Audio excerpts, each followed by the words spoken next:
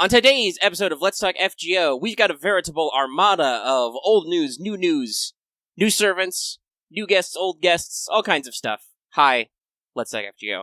I am one of your hosts, and, I was thinking about, did I want to say I'm the captain? But no, I can't do that. Lucky can be the captain. But, I'm the artist formerly known as Omega, and Lucky's the captain over there. He's the captain now. Hi everyone, I hope you're enjoying Fate, the Grand Order, aka Sub-Armed with Shotas. And while we here at Studio Omega like to bring you the latest FGO-related news and memes, we will be talking about current and future events for the JP and EM version of the game, so anyone who not want to spoil this, just stay in the Civ hole. Tune in for What's Up if you want more Civ hole jokes. Or listen to last week's. Either of these are acceptable. Either is acceptable. I'm telling you right now, Lucky is not going to stop playing Civ. I can talk and play. Solid. I'm going to use my time for something else because Gotcha is currently trying to kill me. That's what they do. But yeah, we're here to talk about FGO, and I would like to remind you really quick that this episode is brought to you by our patrons like Adam DeHarp, Ahango Comics, Architect 10, Black as the G, Carlos Quad, Jeremy Vasquez, Kylie Den, Legendary Boss Hunter, Liam Kessler, Rogue Robin, Shiny P, some guy named Bob, Soda Son over 24733, and Zach Reed. If you like what you do want to see more, consider supporting us on Patreon. You get access to episodes early and lots of other goodies, and it really helps us out. Thank you for support, everybody. Thank you. Sorry, I had to take a drink of water myself there. Sorry, I'm fighting with my fucking can here. There we go. There it is. I got it. Okay. Be one of them days. Sorry, I had a sneeze almost sneak up on me and then it stopped. Out there. Maybe that happens. I'll try and blow my nose quietly off the mic and scooch on. Okay, alright. With that out of the way, before we get into it, there is a tiny bit of pre-business I want to cover. Oh. So this was noted by a couple of people last week. Yeah, last week you saw our old style of thumbnail. Our current style of thumbnails are made by Lucky, and he's been doing it for about a year now, I want to say. However, we have been doing the show for about 3 years. And so whenever Lucky is unable to do the thumbnail because he doesn't feel good, or he's busy, or his computer's exploded or something, I'll do a lo-fi thumbnail instead. And some of our old fans who've been with us, longer than that 1 year period, like the throwback occasionally. Mm-hmm. But if you're ever confused about when we post Let's Talk FGO, because I know a lot of people say they only watch the FGO content, is it a Saturday and did we post a video? It's Let's Talk FGO. At least in the US. That's what happened. So if you have if you're ever wondering what day we post it, it's always that day. It will say in the thumbnail and the title and the tags that it's Let's Talk FGO. If you want to know exactly when we post it, because we're still mostly manual down here, I do technically pay me to post the videos, but I don't pay me enough to set alarms and do it on a rigid schedule.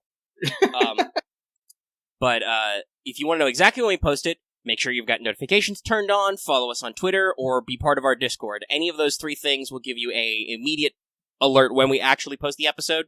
And if we aren't posting Let's Talk FGO on that Saturday, we'll probably be posting about it on social media, Discord, community page, whatever, so you know. If you are a patron, you can get access to the episode a day early, because either by watching it live, or even any level of patronage gets access to the audio. So you can check out that. That goes up a day early. All that stuff. Just wanted to go ahead and throw that out there, since I did see a couple of comments about the thumbnail, and some people are new. We've actually experienced a pretty big balloon in subs over the last week. Thank you, FGO, for having real news. Yay! It's shocking, but no, it actually makes the channel go. So, Vroom, vroom. That said, I know some of you only watch the FGO content. If you do actually like us in our channel, please consider watching other stuff, like our live streams or stream archives, our other podcasts, What's Up, just any of the other old videos we do. Just because that, helps keep circulating the tapes and, gets us out there. Or just tell your friends. Got a friend who's in FGO? Tell them about the show. Got a friend you want to get into FGO, or who just likes Fate? Tell them about the show, Spread word of mouth. Tell your friends. Okay. So with that pre-thing out of the way, as my sinuses slowly start to catalyze, hold on, I don't need that anymore. Let's go ahead and check in with everybody's favorite Kohai, Mesh. Senpai!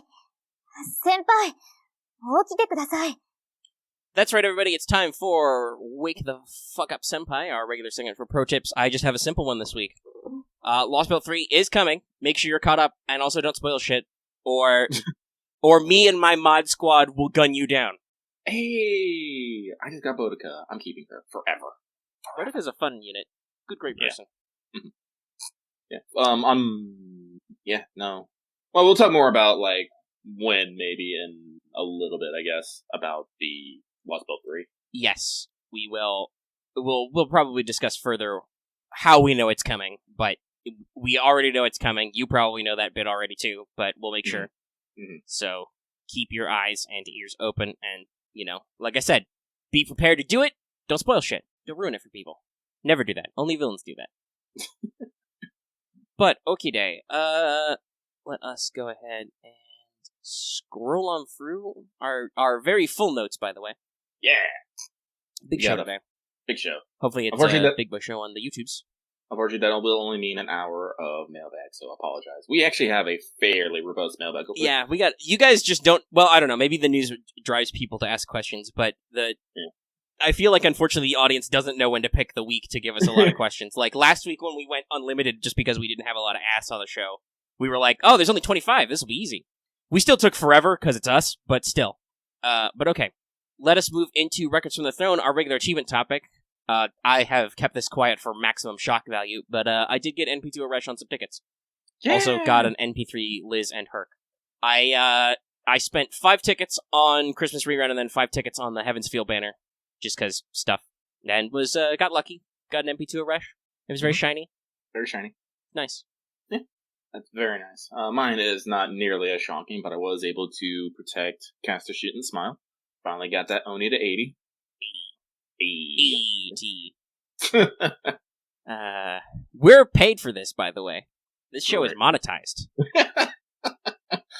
Alright, I think, is that everything? I think that's everything, yes. Gosh, we have no cubes at all. What the heck? Sorry, I'm doing my usual move. Oh, but I did get to do Submarine. I'm doing my usual move of, I'm trying to do Azure Lane, because that's the easiest to zero brain while I do the podcast. I don't think I can do Contingency Contract and also do the show. No, I don't think I could do it either. That requires brain. I could do my Annihilation runs, which I think I've still got somebody to catch up on, but no, I'll catch up on Azure Lane first. No, I can have Annihilations run while I play on my PlayStation 5.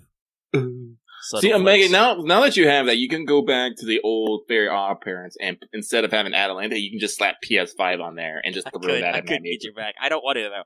I know, I don't flex for your suffering. But I haven't had a lot of time to put any quality hours with my PS5. Though I did release an unboxing video if you're curious. Just because, like I said, I've been super busy with Gacha and some other stuff I'll talk about on What's Up. So stay tuned for that. I will say though that now the way I've got it set up, it does block out my TV basically from my periphery at my computer now because it's so fucking tall. Oh my god. Anyway, let's see. That was records. No evil. I don't know. Robin, right? Not all the world's evil is lucky he doesn't have a PS5. There we go. Boom. Boom. Done. I cry. Now we move into Did You Finish Your Master Missions? Which I think this is correct. I copied this from the Grand Order Wiki, but it seems different. So it's defeat 15 enemies of Heaven attribute, defeat 15 enemies of Earth attribute, defeat 30 enemies, not including servants of certain bosses, get 2 skill gems or pieces, get 4 skill gems or pieces, perform 30 friend point summons. And I'm pretty sure this is accurate because I remember the Heaven one. It's pretty simple. I would say do the event, but once again, this one's so generic, I don't even know.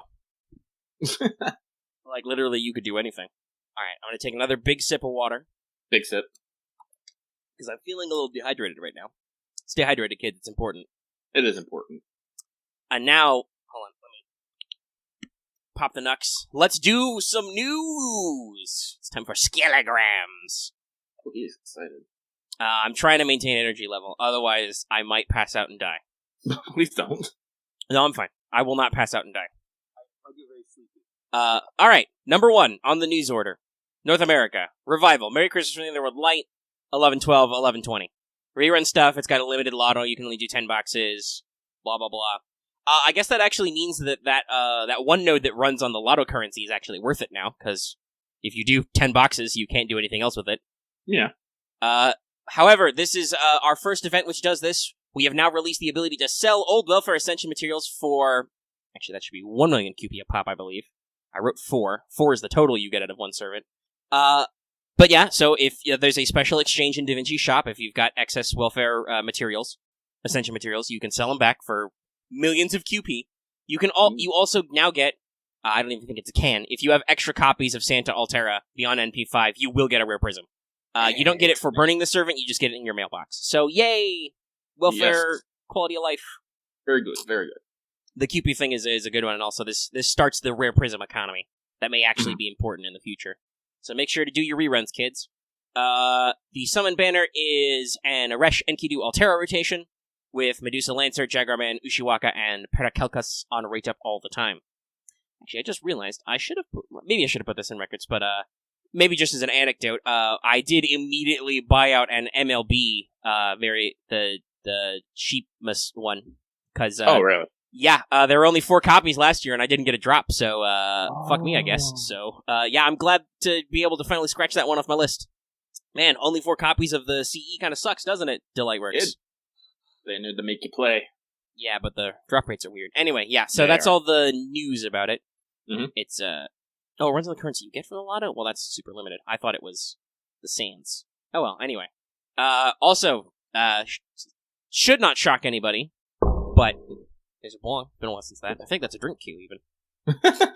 Been a while since we bong. Sorry, I'm articulate. Really shouldn't have surprised anybody, but did surprise some people. Fates Day Night Heaven's Feel 3 Spring Song Theatrical Release Campaign, starting 11/12, going to 1/6. No, you're not reading that wrong.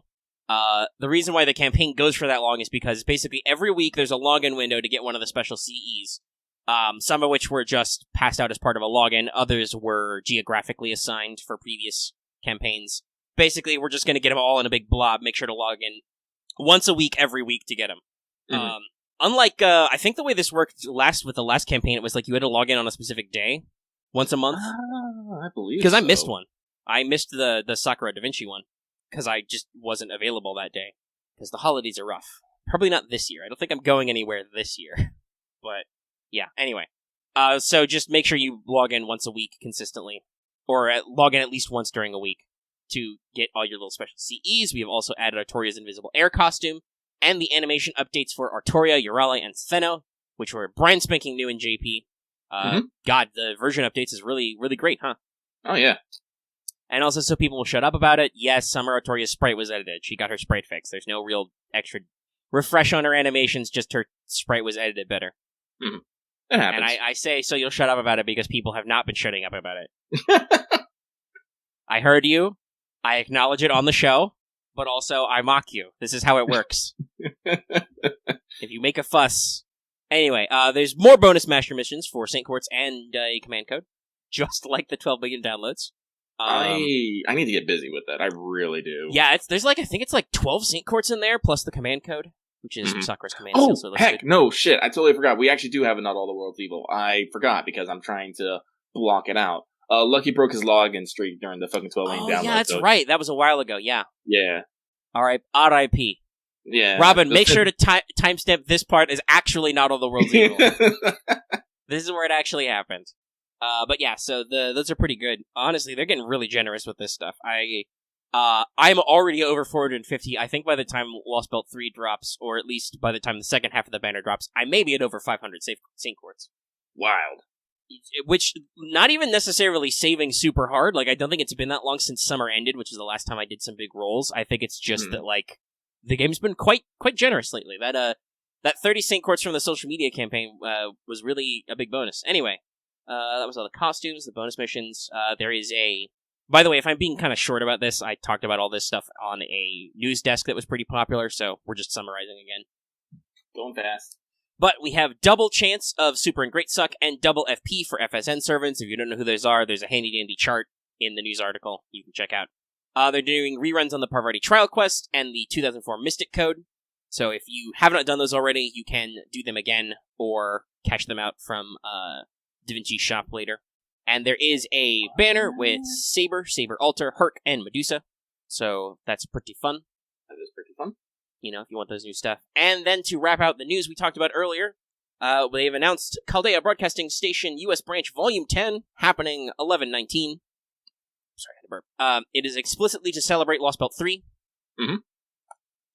It will feature FGO localization producer Albert Kao, Kano Yoshiki, Rie Takahashi, and special guest Noriko Shitaya, voice actress of Sakura. But also will be Leon in the upcoming banger. Mm-hmm.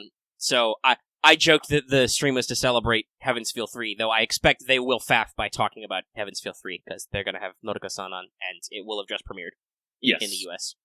They are running a social media campaign for 3 Saint Courts, the usual stream tie-in. So, yeah, this is almost assuredly, since the rerun ends the 20th, like, this will almost assuredly be the, hey, maintenance tonight, then the event kind of a thing, probably.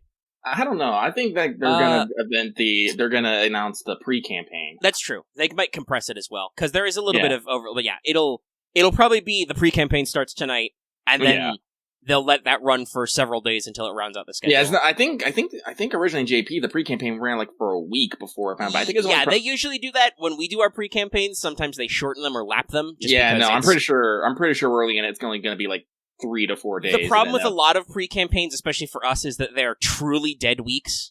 So NA doesn't really like to do that if they can help it. So they'll be like 3. It'll also be a pre-release campaign. They also I don't know if we actually have something planned for Thanksgiving, but if something's going to get announced, it might be during the stream as well. We don't know. Well, they'll do something, but it might just be a banner. I don't think we'll do anything excessive, but it'll probably be another special banner rotation, maybe another pocket full of quartz, and probably maybe a little mini game or something. Mm-hmm. Some fun integration. Anyway, keep that in mind. Also, flash over to JP really quick, because that also actually started the Void Space Naval Battle Imaginary Scramble, going from 11:11 to 11:25. It is a special new event featuring some very Azur Lane-esque exploration and grid mechanics and interesting support options things. Like I've seen some battles that are all support servants, all story support, interestingly enough. Also, I don't know necessarily yet why, because I don't see a lot of translations, but there's definitely something going on with swimsuits, and Scotty is technically in the event, and I don't know if this is like a Galaxy Brain flex or something, but they use Summer Skahawk, but they call her Scotty. So I don't know if is that a flash forward to next year or just a funny thing. I don't know. Because actually, speaking of I believe it was Kana-san who said this. There was a recent interview that went out where the producer said that FGO would hit its 10th anniversary. Yeah. Just in case you're concerned about this going anywhere. We're only halfway there. And we're living on a prayer. Kind of are. But yeah, so there's some interesting, exploring, finding enemies, doing fights on kind of like a water grid thing.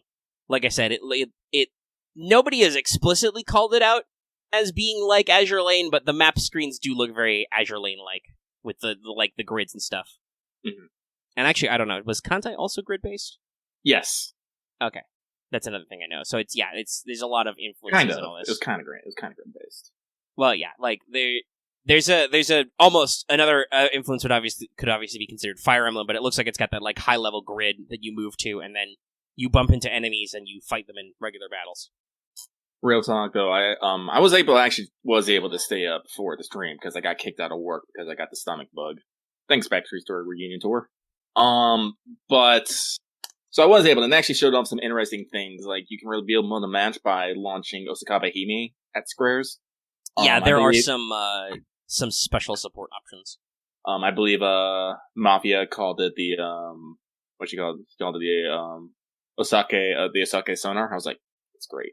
Also, shout out to Mafia for making a great penalty game that now has choice images of Karna and Arturia wearing sunglasses and mustaches.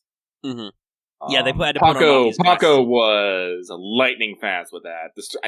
I think I saw the stream and I go over to Twitter and there was Paco with just Arjuna Alter and sunglasses and a mustache. I'm just like, excuse me, eyebrow stash. The moment Paco saw that, he was drawn, I'm sure. Yes, it was great. We are blessed.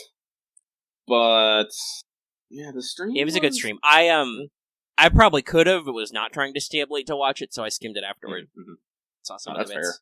Fair. People seemed excited. There was some stuff going on. Though there was a lot of faffy pre-roll. Gosh. But yeah, no, there's some fun screen caps in there. Okay, so this comes with some interesting stuff. We got a rank up for Giles. His Ascetics now also drops the enemy's Buster Arts resistance, and the amount of NP damage down it goes to his 20%. That's still not great, but it's better than the cap before, which was 11%. And he won't say no to Arts and Buster Down for 3 turns. Nope. They also added Mash's second summer costume, her V2, to the Rare Prism shop, because thematics. And the summon banner is very interesting. We've got limited SSR foreigner Van Gogh, and this has actually apparently been some object of concern. Yes, in American English, you can say it Van Gogh. Apparently, the Dutch pronunciation is more like Van Gogh. We don't have enough of we don't use a lot of the guttural stops in English, so you're okay saying go. Mm-hmm. But you can go for like a Van Gogh. Ugh, I feel like if I do that too much, I'm going to start coughing. That's my problem. I already have issues with breathing. Don't need to throw a hard stop in there. And permanent SSR writer Nemo, plus new CEs. So, it's very interesting that I'm glad Nemo's permanent. We'll talk more about their kits later. Oh, Nemo is permanent. Yeah, Nemo is permanent. I'm glad Nemo's permanent. So this is a weird one. If you don't know much about Nemo, we're going to meet him soon. And do remember that technically the phrase Nemo does mean no one, in case it comes up anywhere. Mm. And then Van Gogh seems much more like a limited event-specific servant. And we'll talk more about what's going on with both those new servants later. And there's some fun new CEs. You've probably seen the, Pirates in Dive Suits one. Which has had some very interesting fan art circulating of those 3 guys all pointing guns at each other. All right.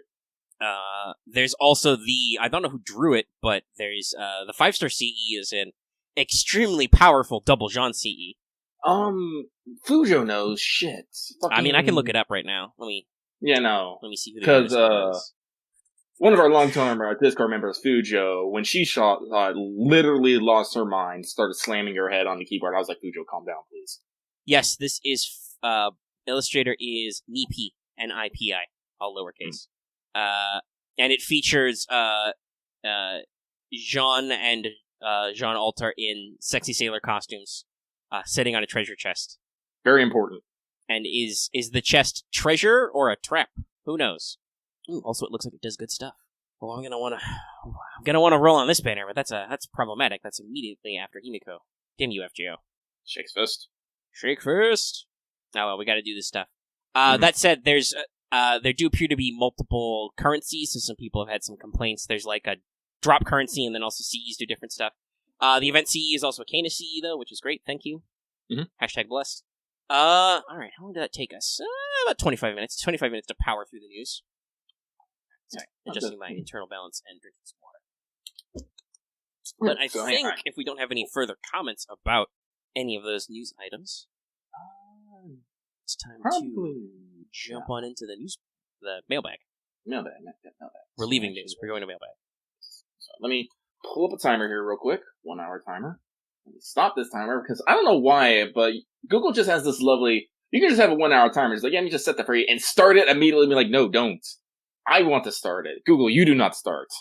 Let me pull it up. All right, we have a healthy amount. We have 32. And so, with that, now is the segment where we like to call Let's Talk FGO Mailbag, the segment where we take your comments and we read them aloud, no matter what. Right now, we are having a 1 hour timer, and that time begins meow. Right meow. Right meow. So, our first one comes from a masked man offering strange bargains. Dangerous. And they say, question, Dear Lucky and Omega, if the choice was up to you, what sort of media would you like to have a future event revolve around? This might be a crossover, much like the K&K and Excel Zero events we had in the past, or just a parody as we saw in Onlyland's take on the magical girl genre.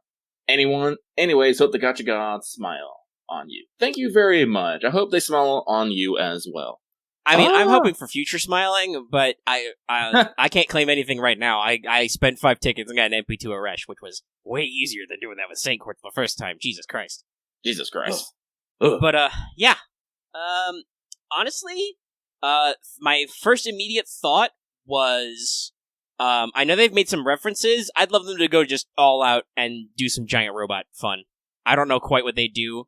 Yeah, no, honestly, believe it or not, I was gonna say the same thing. It's like, I know we got some super fighting robots in the future, but, I definitely, especially since I know that a lot of the staff are fans, literally fans of Super Robot Wars. Yeah. people will not literally shut up about all the Super Robot Wars refs in animations and whatnot. Yeah, no. So I'd love to see them just do it, basically. Just actually like do something that somehow is directly related to that as an event. And that's all I got. That's the same. So thank you, Massman, offering strange bargains for your submission. We move on to that one guy who exists still without time, who says, "Hey, Lucky Omega, hope you're doing good. No questions this week as story still needs to be done. Hope you both have a good week, and I bless your future roles. We're 2 for 2 on blessings. Thank you very much. I hope yours go well as well." We move on to praying with my eldest daughter that my sudden lucky streak continues into LB3. And they say, question, are there any servants you wish... Hang on. Are there any servants you wish weren't part of an event or main story chapter? They could have as little relevance as Tamamo and Tamacat, or have as much as Fergus and Agartha. I don't know what... Yeah, so the answer is no. Why would I want servants to be in the game less? Yeah, like, I don't follow. I honestly don't.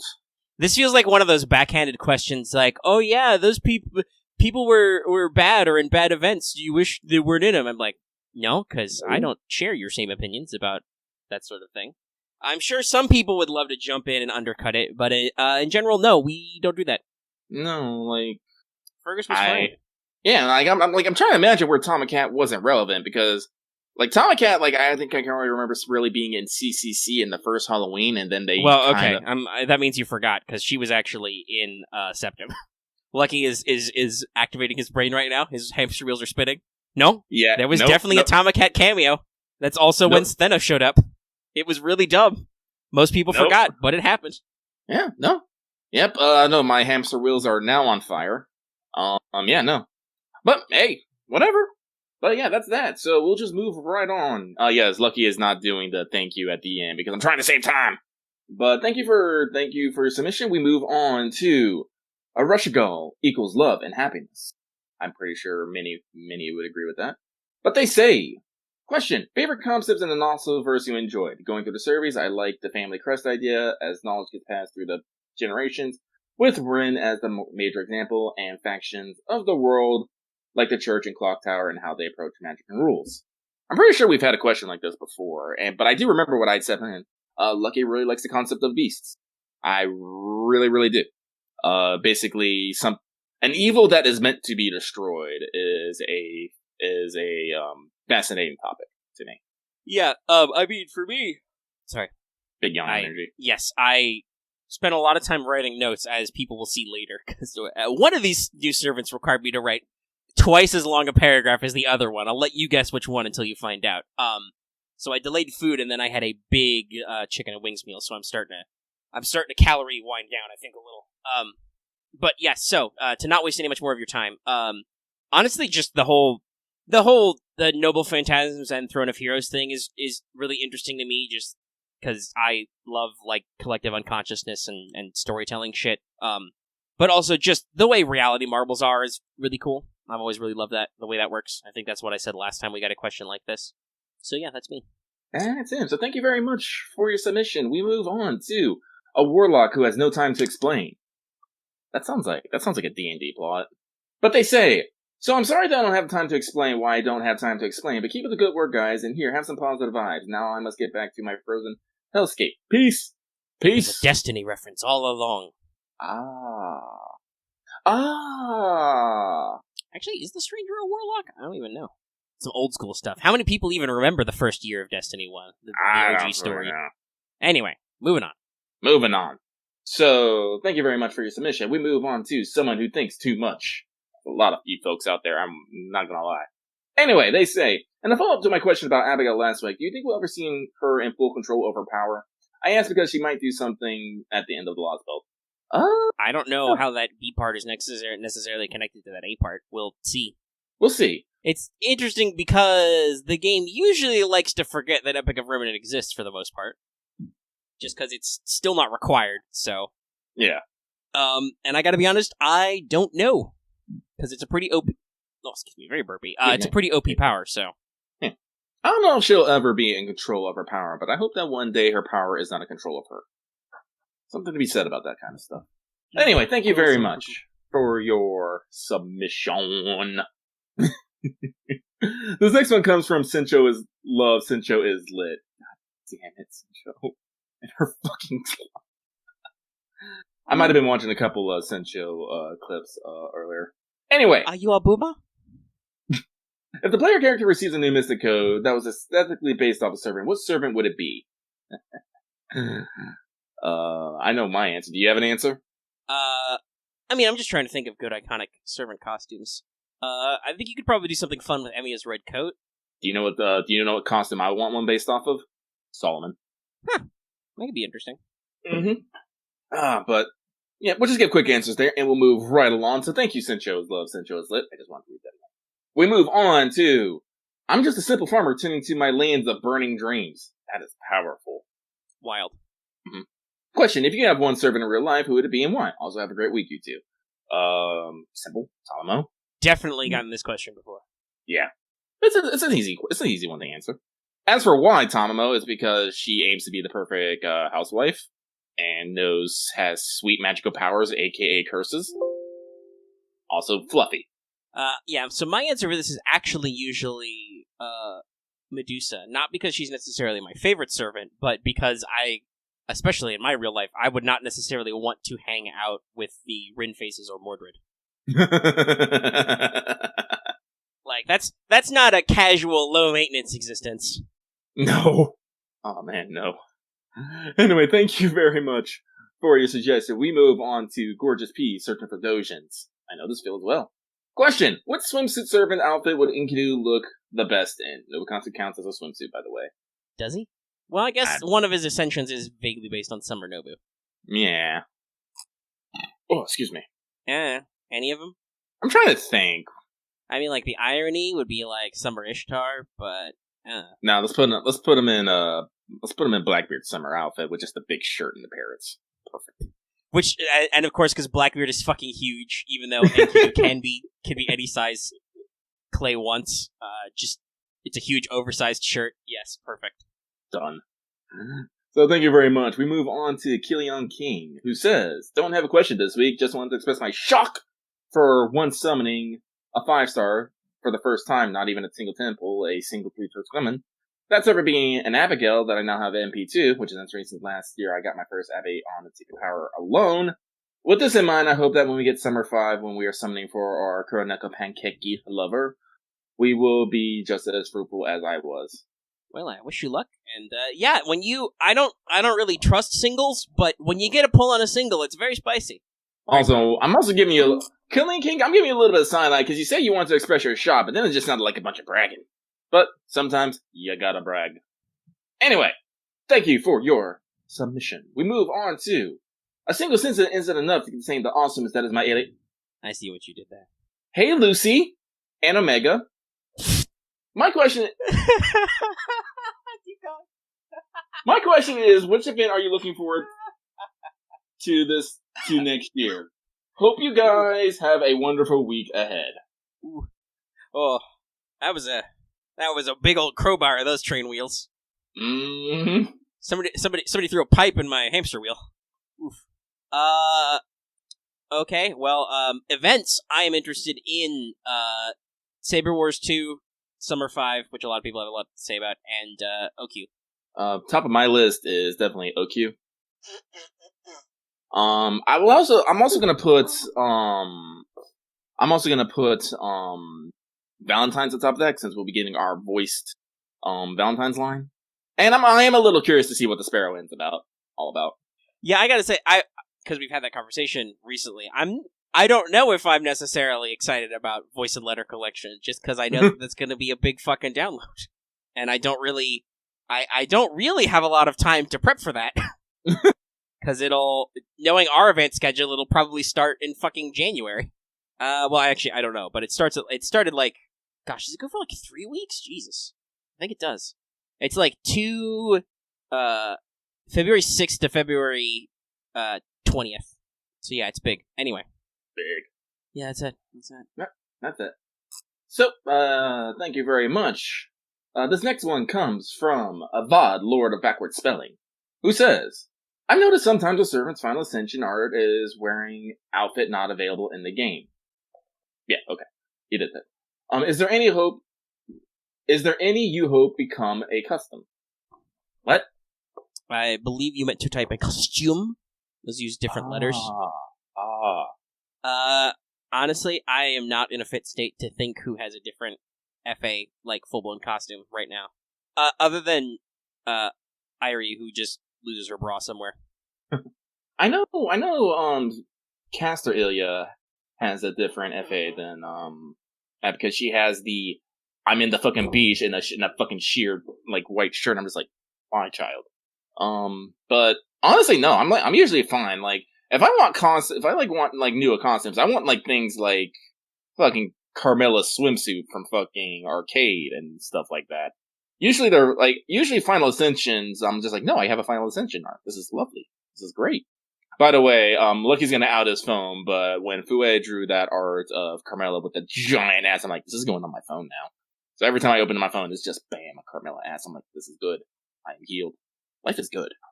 So anyway, thank you for that. We're gonna move on to the guy whose sleep schedule rotates on a daily basis, like he's rolling down a hill forever. Send help. I can't help you. Yeah, no, can't help you. I am on the next hill over. But, they say, question, what servant would you most trust to light and maintain a cooking fire? And what food would you have with them? Happy Space Sheep week and a half. I mean, if you're talking about trustworthy, it's gotta be Emiya. Yeah, no, Emiya. I'd also put Eresh in there too. Yeah. I don't know how good Eresh is, cooking. Like, I don't think he's bad, but, you know. Yeah. And if we're going on that line, I'd also put Boudica on there. I feel like there's definitely a thing about campfires with Boudica at least once. Mm-hmm. Anyway, yeah, there you go. There we go. So, also, Tyranno King, you say mailbag already. We've been doing mailbag for 20 minutes-ish. We have 43 minutes left. It's really more like 15, but I was rounding. Rounding! Wait, I lost it. Wait, there we go. So, thank you. This next one comes from using Eresh as bait to get a friend back into FGO. Powerful. Solid power. Yep. Dear Lucky Omega, what do you think of the idea of a Monsterpedia being added to FGO? Enemy NPC profiles like that of servants with listed traits, stats, skills, and descriptions. I'd be for that. Yeah, I've heard several people actually talking about this in our community, and I'm also for it because we've talked about last week. I think the crazy description of mats. Oh yeah, since every mat and every item has like a little bit of flavor text. I would love to have more flavor text on the things we fight, especially after doing that phantasmal species. Just because there's a lot of wild stuff out there, some of which is not very well defined other places in the Nasuverse, but it appears in FGO, so I guess. So we guess. Yep, so thank you very much for that.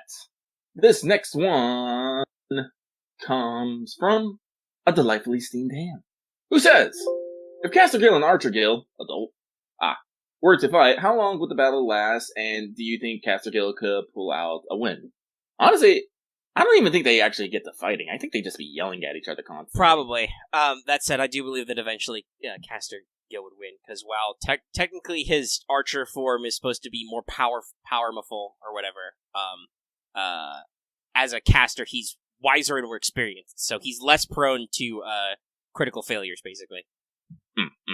Because remember, as cool as we say Gill is, he loses a lot, so... He's not... Oh, that's a great one. Caster Gill will win, the dice mover work. Correct, yes. That's in the chat. But yes, Archer Gill has a terrible habit of bumbling dick first into his problems. And getting got for it. Mm-hmm. So, thank you for that. Our next one comes from Seeker of Casino King Bun Bun, who just says, hope you're all well. Hope you're doing well as well. Yeah. Word. I can words. Alright, we move on. This next one is from the UK player who got a rush goal on the second 10 roll. I got her in 5 tickets. What do you say about that? Who says, hope the both of you are well. Oh my god. Lucky, click read more for me really quick. Oh, wow. Just wanted to pre-prep you. Alright. So let us we're gonna push the button to ×2 speed here. All right, so here we go. A little game history before I get into the question. I hope this is not too long. I first started the game around the beginning of 2018 and only played for a month, which I thought was longer than like 3 months. Showed me the real length. I only had 4 4-star servants, which included the event servant Cheeky, no 5-star servants. I got back into the game by digging out my old account in September during the Neurofest last year and been playing ever since. During 2019, my only 5-star servant was Marlin, who I got off a logging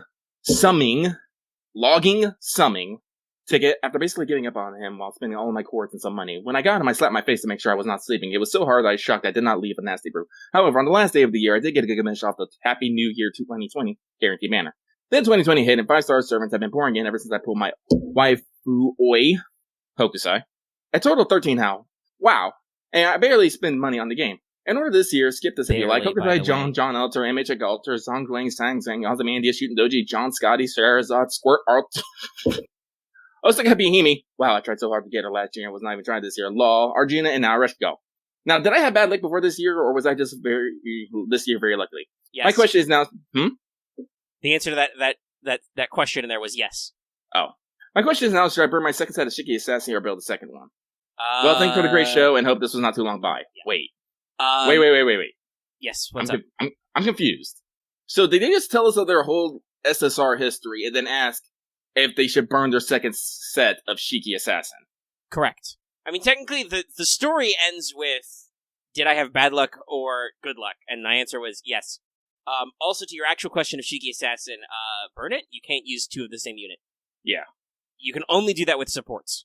So it doesn't do you anything. And if they decide to retroactively make it so you get rare prisms, you get rare prisms anyway, because that's how rare prisms existed. Alright, okay, thanks, bye. Bye. The answer to the question should be shorter than the reading of the question. Also, by the way, I want to throw it out there, I don't think Lucky caught it, but that barely was as in, bear. Yes. No, I did say that, but... Yeah, it's just hard to communicate. Yeah. With my bare hands. Alright, we're gonna go back we got 4 different sip emotes during that story. Ugh. So, thank you for that. I hope I was enunciating enough during that. I'm not sure. It was understandable to me. You were reading about as fast as I could read with my eyes, so that was pretty good. Sweet. Alright, so this next one comes from Pancakes, with the pancake emote in parentheses, who says, "Hi, I hope you guys like the pancakes emotes. I'm slightly hungry now, thanks. I can't think of anything better to say as I am in a creative slump. So, real talk, I almost said creative slurp, but that jarred me for a second, so I stopped. But I'll try to overcome that. Anyway, have a nice day, you too." By the way, that is TOO, not TWO. That could be grammatically right in certain circumstances. Yeah, well, maybe. I think there would need to be a comma, though. Yes. But you could say, have a nice day, you also. Mm-hmm. But they probably meant 2, because there's 2 of us. See how that works? Yeah. Mm-hmm. There's 2. He's lucky, I'm Omega. I'm Omega, he's lucky. There you go. Boom. Also, yes, the pancake emote is cool, but why is there no waffle emote? I don't know. Also, I found out there's an emote, at least in Discord, called shallow_pan_of_food. It looks like a pot full of chicken soup. Why? Which I don't know why it's called a shallow pan. Is it supposed to be a wok? But there's a fucking chicken drumstick in there. That's clearly chicken, like some kind of chicken stew, right? I would assume so, yes. I don't understand things, okay? Emotes are wild. Anyway, let's move on. Next mail.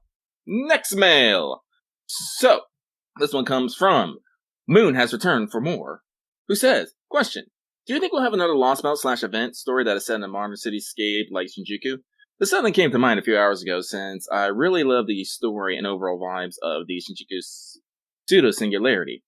Good luck on your remaining roles this year. I might go for NQ2 myself, since I have them at MP4 at the moment. MP5 would be powerful. I could see it. I don't think people have updated ever, but there was like an anniversary set of special challenges or something where you needed to fight in certain battlefields. Where basically the only places that were actually no, I think Nero gets a trait-based skill fields.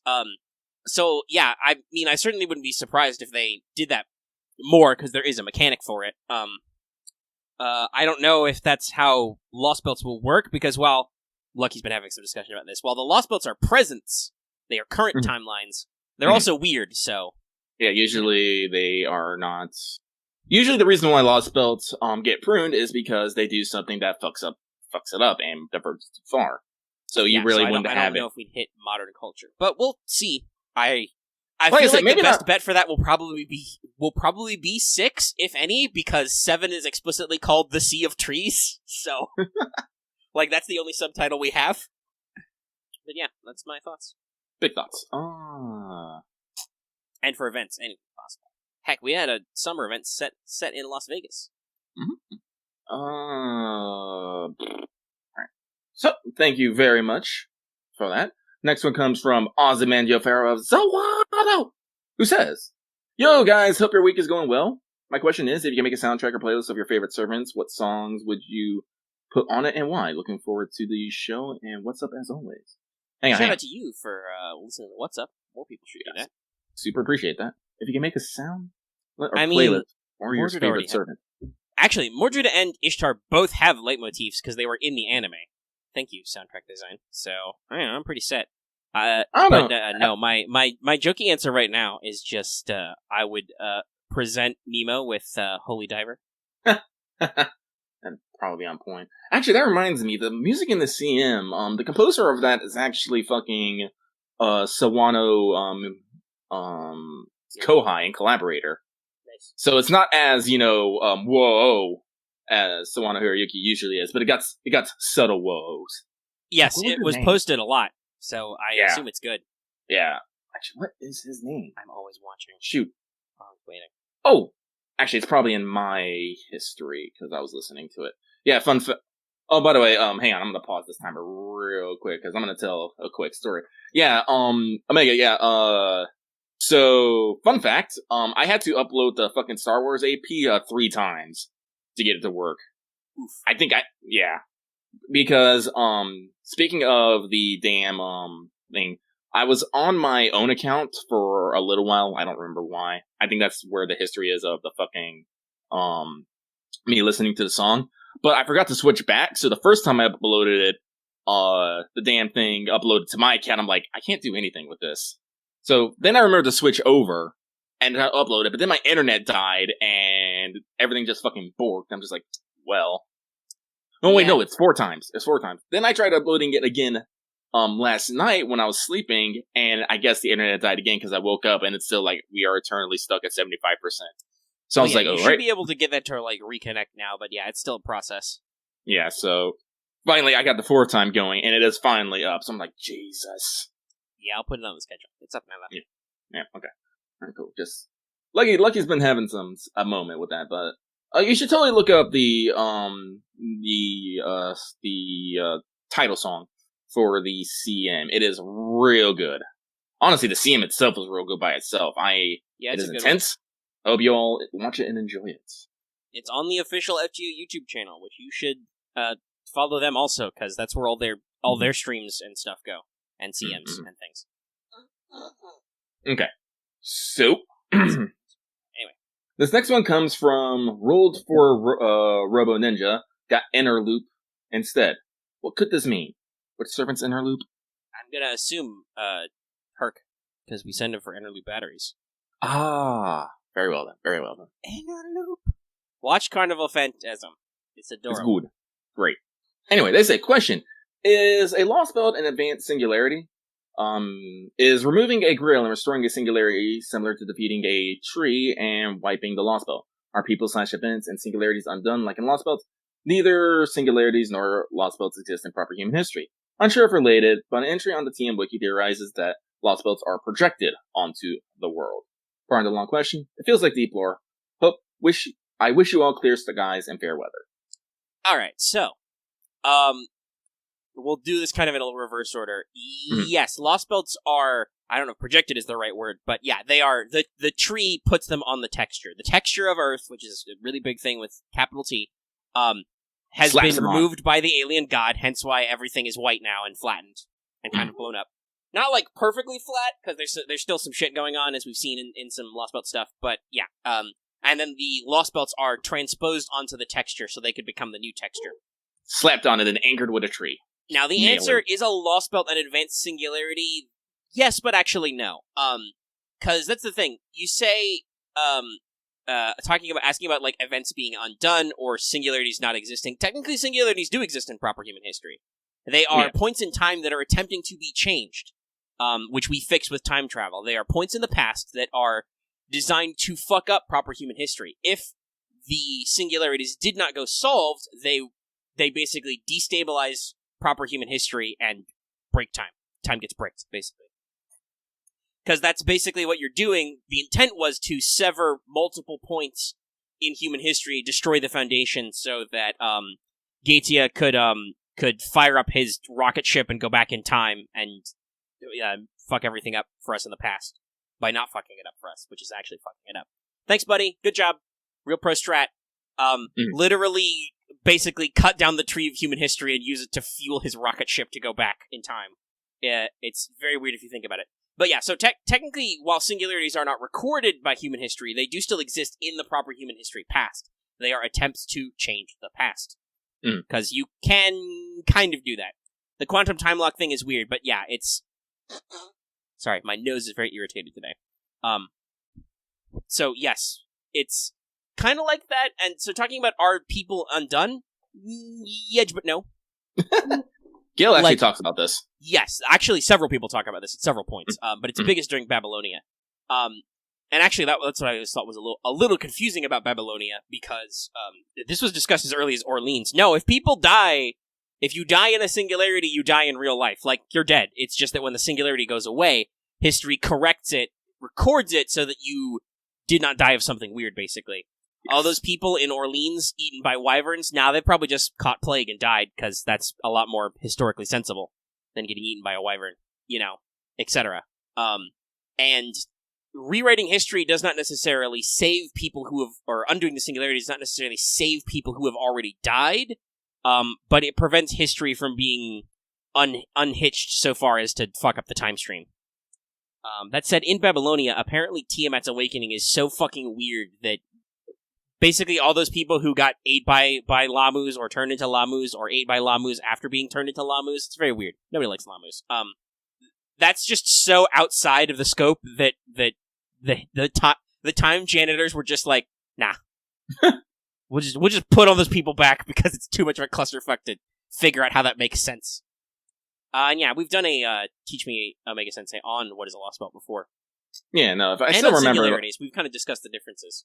Yeah, if I remember, like, with the Babylonian singularity, they said, no, despite all you've done, Babylonia will still fall, but it will fall for, like, different reasons than Giant Dragon Mom coming here to squish everything. But that was also actually already in history. Like, there was actually a population drop-off, and,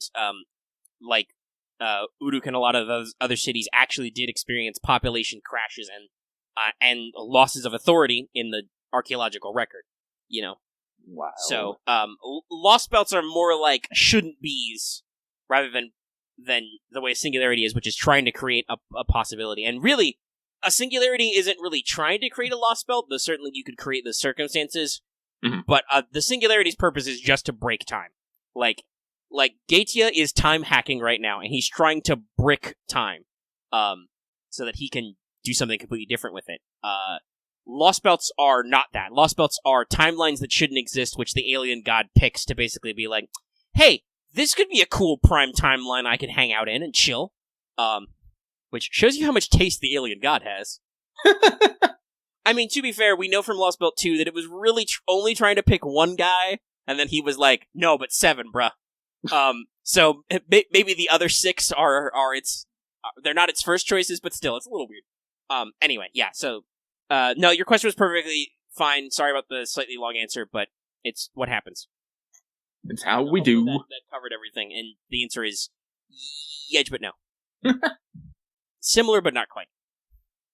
Okay, alright, okay.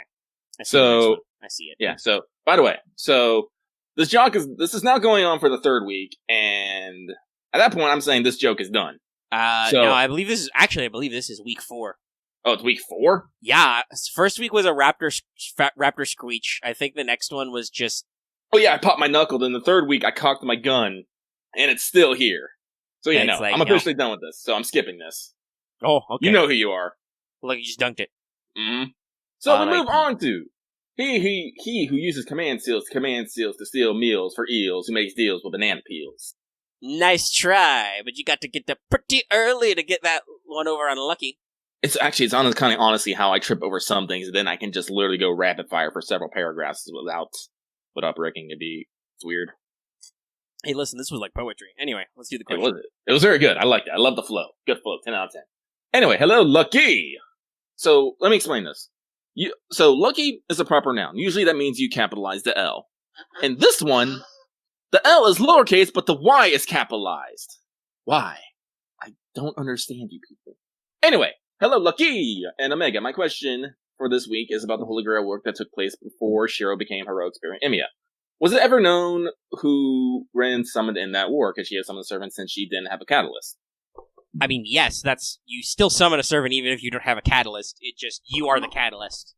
Yeah. If you do the summoning, you get somebody. Look at all the people who aren't trying to be in Holy Grail Wars but still get servants. And the answer to that question is no, I don't think so. I believe we're pretty sure from the amount of internal monologue we have on Archer that, like, yeah, there was a Grail War, yeah, it was pretty fucked up, stuff happened, people died, typical Grail War shit, and that kind of made him realize he could do some fun stuff and kind of put him on his way. I don't know, it's entirely possible that, well, no, Shiro was probably there, he probably still summoned Saber. It might just have been, honestly, it might have just been a cleaner Unlimited Blade Works run. Oh. If Rin got a shittier servant who jobbed out, maybe she still took over Saber and won. Because I believe that Archer implies that in his version of the timeline, Ilya's dead. Oof. Like, either just because natural causes, because of her weird homunculus stuff, or got in the timeline, which does happen in Unlimited Blade Works. And like that could make sense that, like, because that's the great question at the end of the anime is if Shiro's going to go down the same path. Mm-hmm. And actually, it's actually hilarious because technically the way Nasu really wanted that to end is that Shiro does not literally go down that path, but I guess UFO Table misunderstood the, like, on animation note and did actually animate him still technically walking down the path. So it's pretty funny. But yeah, I don't know. That would make sense, especially because Unlimited Blade Works is the scenario where this time loop shit comes up the most, that Archer's version of that timeline was just Unlimited Blade Works but shittier. Yeah, for individual routes, that's probably a decent theory. Somebody in chat has said that Archer is always Shiro from a different route. I could also see that. Mm-hmm. Like, maybe he was Fate Shiro who looped back to Unlimited Blade Works because Fate is the most idealistic. Goodness knows what timeline Archer's supposed to be from if in Fate then, because he kind of doesn't really complain too much. Anyway. And obviously there's a lot of bad ends and other shit. Mm-hmm. Like, the heavy implication that Emiya Alter actually gets his start as the Mind of Steel ending from Heaven's Feel. Anyway, I think that's all we know. Nasu likes to be ambiguous about a lot of this stuff. So, thank you very much. This next one comes from a member of the Ishtar fan club. Question: if you could play with only one team of 6 servants for the rest of your FGO time, what servants would you pick? Could be for any reason. Gameplay, waifu lore, anything. I don't like this. Yeah, I know. P.S. My team would be Ishtar, Eresh, Musashi, Ogita Alter, Merlin, and Mash. So, Busters. Well, okay, you can cheat a little bit. You got an alter ego in there. Cool. What do you do with extra classes? Like, that's my immediate thought is, but there's more than 6 classes. I'm like, I don't know if I can answer that question, because I don't know. I mean, I guess, technically, you can cheat a lot with, like, foreigners and alter egos and stuff, but, yeah, no, I don't. No, I'm sorry, this is a little too big brain for me. I don't like it, because I wouldn't actually want to play, I could be like, oh, I'll play all writ. No, I wouldn't actually want to play FGO that way, though, because I'd get bodied by certain quests. Like, I get what people are going for with, like, pick your favorites and stuff. Just from a purely mechanical standpoint, I'm like, I don't like this. No. Just because FGO is a game that is often about playing around with class advantages, special tools, etc. Like, it wants you to do some interesting stuff. Like, I could not imagine playing the game with such a narrow roster. Like, you have more servants than that if you're a pure free-to-play. Mm-hmm. FTP. Alright, anyway. Well, we'll move on. I honestly can't. So, we'll move on to Zed, just Zed, who says, apology. Sorry about the tongue twister last time. I'll try to avoid that. No more break bar talks. Comment. SR ticket exchanged for a new Valkyrie, or Talinde, black-haired one in case you guys have forgotten her, is best Valkyrie, so she's my skin for the Valks even after protecting the smiles of all three. Question. So, since lots of people are playing Genshin Impact, I'm wondering, could you choose two different Genshin Impact characters and put them into a Fate Grand Order as a servant? Who would you pick? Personal pick is Amber, since I can see her being better in FGO and not relegated to being a meme, and the second being official because Chun girls are adorable. I know I picked two Archer, but those are my two favorite designed girls. Well, curious thought. Let's ignore Jean, just because that would get confusing. Yes, let's have a Saber played by Chiyo Saito. Perfect. Honestly, I would love to see just fucking Caster Klee. That would make my goddamn day. That'd be pretty funny. Who else would I pick? I mean, Mona and Lisa are pretty popular. That's an obvious one. Fit right into the aesthetics, do some fun stuff. I guess I would also have Saber, Kaching. I think did I butcher that? I think I did. Dallas isn't here. We can't be helped. No, there's some interesting one. Water Sword Boy is definitely an interesting one. Mm-hmm. I've actually been playing a little bit of his story quest. Actually, the obvious answer, Lucky, Paimon. Paimon and FGO. One of her skills, emergency food. Don't you sass me. I haven't rolled her, but I've talked about this. I'm bad with remembering the Chinese names because of the extra Q's and X's. Dear Romanizers, it's all your fault. This has nothing to do with the Chinese language, but whoever did this, they were probably British. They fucked us. You just use Q's and X's because you don't normally use them in English, didn't you, you fuckers? But the new Gem Lady, I got to play her trial quest. She's pretty fun mechanically. It could be interesting to see, I think. Ningguan? Is it Ningguan? Yeah, I didn't roll her, but that seems funny. Like, or fun, I should say, with her, yeah, Ningguan. Okay. Her kind of turtling style, but the shooting gems at people. It's pretty fun. Also the Great Sword Electro Mommy. She could be great. Is it Bakwa? Or is it probably Beidou? Beidou, yeah. That I can remember. I'm like, it starts with a B and it's short. Which one is it? Also didn't roll that one, but did try in the trial quest. Interesting. Love also she has fun mechanics in the game. The countering system. Mm-hmm. That could be really interesting to port over to FGO. Those are my thoughts. Yeah, honestly, I do love, Lucky has done 80 rolls on Genshin Impact and has got many Beidous and Ningguans. Yeah, so many rolls. Yeah, I empty my bank account. I didn't have to spend money on the PS5, fucker. I can't though. I bought a PS5. My bank account's actually kind of small right now. I only have a few $100s in it right this second. I could afford a roll, but I don't want to. It's very small. Yeah. Also, I will just say, again, talking about interesting stuff, X shouted about earlier, but Tartaglia, who switches his combat mode, basically. Oh, yeah, also very interesting and weird. I got him on my 80th roll. He's my first ever 5-star in Genshin. And also, he does interesting stuff. He's a shady fucker, though. We'll talk more about Genshin stuff, I'm sure, in our show What's Up. Be sure to check that out. All right. Please. All right. I think we named like 6 million units. Let's move on. Let's move on. So, thank you very much. This next one comes from hoping Eresh comes home, but expecting nothing. I got no question. I just wanted to say thanks for a great weekly show. I was listening to work on Monday. Hey, shout out to you. Good job for her. Oh, actually, they have a response. Alias update. She did. Congrats, my dude. All right. Have fun on your Monday. Don't let it get you down. All right. So, next one is, I got 99 crit stars, and it's all cause Atalante. Nope, that's super on point. Now, this is an interesting question. If you could remove /retcon of the Fate and or Nossoverse lore, what would it be? Ooh, Well, I don't usually go for negative continuity, right? Yeah. But I have commented before, there are some, especially early installment weirdness that's we just kind of stick with because I feel I see it a lot, especially with like the Japanese otaku type culture with certain styles of anime or other adjacent is just like, oh, we wrote this down. Well, that's what we wrote. We can't lie to the audience, kind of a thing. That said, Nasu is full of subtle retcons and like alternate context a lot.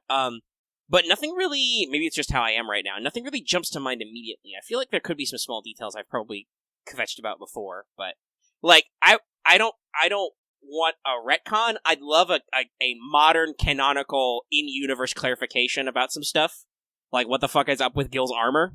Because, like, people constantly go this back and forth with me, where, like, people have said it is a noble phantasm, it's not a noble phantasm, but it's like, at different points it's described as being made of mana, like Saber's armor, but others are like, oh, but Shiro mistakes it as a noble phantasm. Like, there's no way Shiro would mistake it as a noble phantasm, because he has the reality marble eyes. He would know if it's a fucking noble phantasm.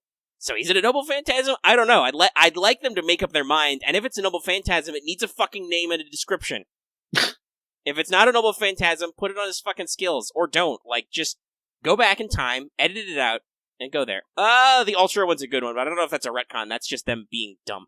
Hence why I don't say it, just because I think I've talked about this before. Like, usually I'm like, yeah, no, the creator is right when they're right, but this is one of those things where I'm like, no, you're literally wrong. By your own logic, you're wrong. You're saying it wrong. But I don't know if that's a retcon. I guess if you actually went, that would have to be a real life retcon. You'd have to go back in real life time and have them do it differently. Lucky, you got anything that jumps out? No, I'm pretty blasé when it comes to lore, I'd have to say. So I don't have anything that immediately comes to mind. My bad. Like I said, I bet now Nasu. Sometimes it seems like Nasu or other people at Type Moon would like people to forget the fact that the original was an AeroJ. But honestly, I saw some people like Mr. Seaman is magic. I'm okay with that. That's like, honestly, with like I said, this ain't a business question, but I can see like such a thing as a fucking concept. Bodily fluids containing magic. It doesn't. That's a real life mythology and very frequent trope usage in fiction for a reason. Like, it's not that weird. It's just it becomes a plot point in the original story because it's also about fucking. Yeah. But anyway, like I don't think I have any obvious internal retcons. I have some points of clarification. It's not limited just to the Gale thing, but that's like there's a lot of little stuff that could use some clarifying. Anyway. Let's keep going, because I realized we're almost at the bottom of this list. Yeah, we still got 10 minutes. Alright, well, let's go. Yep, so the next one comes from Kuroneko Pancakes, who says, Dear Lucky to Make, I have just one question. What would happen if Nobu was summoned in the Babylonia singularity? Babylonia? Thanks and have a nice day. I'm pretty sure fucking... Guns everywhere. I'm pretty sure fucking Nobu would wreck a lot. Yeah, that would be very interesting if, like, instead of Tomoe, who apparently suicide bombed to take out one of Tiamat's great beasts, you got Nobu? That would be spicy. That would be very spicy. Unfortunately, I feel like at some point, Gil would have had to, like, yeet Nobu into the ocean or something, because she'd be like, free markets and open guilds, or free guilds and open markets. Dear Uruk, this is how you build a musket. like building the fucking Captain Kirk bazooka gun from that one episode. Yeah, just mix saltpeter, throw some diamonds in there. Y'all got diamonds? Check out this treasury. And Gil's just like, get the fuck out of my treasury. Like, yeah, just forcibly relocating things. Ishtar would get sassy and Nobu would be like, hey, have you ever heard of Mount Hiei? No. You're about to. Mount Hiei was a fucking that was one of the temples that Nobunaga just burned down because Nobunaga was like, I don't want to listen to you anymore. You're not the boss. It wasn't just a temple; it was a mountain of temple and villages. Well, yeah, it was a full because a lot of Japanese temples are built into natural features. Yeah, regardless of whether they're Shinto or Buddhist. So it was like, oh, you have a lovely mountain with a temple on it and stuff. No. This is part of why Nobunaga gets the reputation of Demon King of Sixth Heaven, a basically antichrist-like figure. Mm-hmm. But no, we'd probably get some scary Mao vibes, but they'd be very effective. All right, let's keep going. All right, so thank you very much. We move on to a tentative guys library. Dear Christmas helpers, Lucky and Omega, a floofy holidays greetings to both of you. A holiday themed question this week. Who would you ask to help decorate Chaldea? The Shadow Border and your potential new home base for the holidays. If there is a Chaldea Secret Santa, who would you get for your co-host and one of your favorite servants? That's not how Secret Santas work, though. No. So we'll skip that part. That's not how Secret Santa works. Decorating? Well, there would be a lot who'd have enthusiasm. I think Bunyan's got to go on the list because she has the power to be small and tall and have enthusiasm. Honestly, I think I would just recruit all the smalls. They'd have a lot of Christmas joy. Yeah. I'd have to be careful, but well, in general, you'd want somebody who's European. We don't have a lot of them, but Central Celtic, late Roman, etc. Don't involve Nero, though. She's not going to get the whole baby Jesus thing.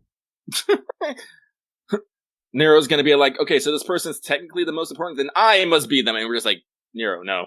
Well, no, Nero knows what Christianity is. Because Christianity's not a big deal in Japan, they don't really think about the fact that Nero fed the Christians to the lions. But that said, I think it is important to note, just because Christianity bullied everybody and took over the meme sphere, the memeplex, doesn't mean they were necessarily cool, because in general, the Romans were very religiously tolerant. It was the fact that one of Christianity's number one rules is thou shalt have no gods before me. They were kind of like, alright, wait, hold up. Why is your guy the most important? This goes against our entire rules. Our ethos is that your guy is our guy. And they were like, nah. Now we cool. Ooh, Edison for special effects, that would be a good one. Ooh, yeah. That would be suitably American. Do you like American Christmas? I don't know, like real talk, like this is me tooting my weed horn, but I like Japanese Christmas a lot. It's a lot more about, being time with people and, having a good time than there's really ever any religious significance. Well, yeah. They don't have the spirituality angle on it, and just so when it was imported in the post-war, it was basically what's this for? Well, it's a holiday at the end of the year. You're supposed to spend it with friends, family, loved ones, give gifts. So the Japanese naturally turned it into a super romantic thing, usually. Yeah. Hence why you always have a Christmas Eve date in Persona. Yeah. Because it's supposed to be a really tight, either like with your family or with your lover thing. Mm-hmm. And also, just because they're open on Christmas, you buy buckets full of KFC because you can feed a whole family fried chicken. Fried chicken! In case you didn't get to play the Saber Santa event, Saber Altar Santa, because her ascension materials were literally buckets of fried chicken. But yeah, no, if you want your classy Christmas feel, you gotta go for somebody who actually knows the rules. But in general, for just enthusiasm, Edison is a good pick, and so are all the smalls. Just simple Christmas joy. All right. So, thank you very much. Next one comes from Rotsib, King of Lollies. Bold claim, sir. Bold claim. What they say? Yo, luck and a mega. What lolly, non-lolly male servants do you wish to see get swimsuits, versions, / costumes in that summer event? I'm currently banking on getting Woo and Lolter as my top choices for next year, and our boy Koo to finally get for our boy Koo to finally get his damn Hawaiian shirt already. Yeah. Anyway, thanks for everything, and I hope your luck shines through in your future roles. Give Koo a shirt and then make his spear a fishing pole. Just keep all the same animations, just make it a fishing pole. Yeah. And when he does the Gable animation, make sure it's it's the fish hook shooting out. Mm-hmm. And he says something, like hook on or something. I'll take your bait. Whoosh, hooks. I feel like now I can make a bold claim that Summer Scotty is coming with the joke they make in this event, because they do that. For smalls, I have no comments. We broke the no small rule this year only, so it's a wide open playing field. What can happen? I don't know. There are literally no rules in summer anymore. They released Summer Abigail, who is just the same class and the same person basically as regular Abigail, but in reverse. I double down. I double down with a Anna and Medusa. I think that'd be interesting if they both appeared in one summer. Just be like, what? That would be pretty wild. Yeah. And for males, I'm gonna go with Blackbeard. Yeah, Blackbeard deserves his parrots and his relaxed costume, especially because it involves a redrawn story sprite. Yeah. All right. But with that, hey, last one. Holy shit. Yeah, we're coming right up on the pops. Yeah. This last one comes from Shion. Greed and luck to make. I hope all is well in the world. If you go to any singularity, justice I see, and be in that world, where would you go? Keep up the great work. I mean, people are going to find this weird, but I would say, first of all, Septum, just because I'm a huge Rome nerd. If we're talking singularities, and also, if you can't go to Camelot or Babylonia to sightsee, you would explode. Yeah, that's or something. True. That's true. Man City and whatnot. Other than that, Victorian London could be cool. I think Okeanos would be interesting. Yeah, here's the thing. In real life, I don't like the ocean, but I can see why you would say that. Yeah, no, like, honestly, I don't like I didn't like being in the Navy much, but I like sailing. But with that, and 45 seconds remaining, we have finished Mailbag. I think this is the first time we've ever actually finished Mailbag in the hour. Yeah, nice. We did have to cut ourselves off a couple there, but that's what happens, guys, when you all don't write essays. And to be fair, we did throw away one of those questions, so it was only 31, but still. Mm-hmm. Yeah. All right. Cool, we powered through. All right. Okay. Mm-hmm. Sure. Sorry, that's just me doing a funny time filler. It's time for free talk. Yeah. So, it's not in the notes, but Lucky, do you have any particular thoughts about the Christmas rerun? No, not really. I'm going in like I normally do. Yep, I'm actually reading it. I'm actually reading it all because I enjoy it. Boss Angerman, you continues to be bullshit. I remember him being sassy last year, and he's sassy this year. I probably really should have just gone. I still wanted to keep some bonus. I should have gone full bully and just been like, see if anybody had a Summer BB on support still, and then just gone Summer BB, Summer BB, and just be like, welcome to die. But I didn't, so he was a little sassy. Anyway, yeah, I don't have any other further thoughts. I'm still working on it. It's a good banner. Doing stuff. All right, well, now it's time for the part of the show that people will like a lot, probably. It's time for New Servant Deeds! Space is an Ocean edition. All right, so, we're going to start with Nemo, because he's permanent. Good old little Nemo. So, middling attack, but high HP for a rider. Quick arts, buster deck. Good hit counts for Gen. So, pretty well-rounded stat line there. So, his Noble Phantasm is a single target arts. Low hit counts. It's only 3 hits, so don't expect, like, internal super looping. Just, does some robust stuff. Its base effect is it does bonus damage to large enemies. By the way, I'm pretty sure this is almost one of my own for Kit Bashing Captain Nemo, just because I'm a huge nerd. Also, Jules Verne is great, but no, it makes perfect sense. The Nautilus has an anti-ship ram. It makes perfect sense. It's great. So he's got a single target with a bonus trait damage. That's pretty good. Especially because I feel like a lot of trees are usually cavalry classes. I believe demon pillars are also large, and they are reverse alter egos in terms of their stats. So like they are weak to cavalry kind of a thing. Mm-hmm. So there's some decent use out there for that. It also has an overcharge base to do increased NP damage. So he does the standard issue starter where he gives himself 10% NP, then does the thing, 10% NP damage. Now, here's the thing. If you're on a waterside or void field, that's right, water or void space, it also gives Nemo sure hit for 1 turn and 20% more NP damage, flat. Wild. Expect to hear this qualifier a lot, guys. Shocker, the boat captain is good on the ocean. And if you were in a real Grail War, God, it would be really annoying. I mean, you'd have a cool sub, but you'd be stuck in the water. Anyway, his first skill is a new variant of Voyager of the Storm.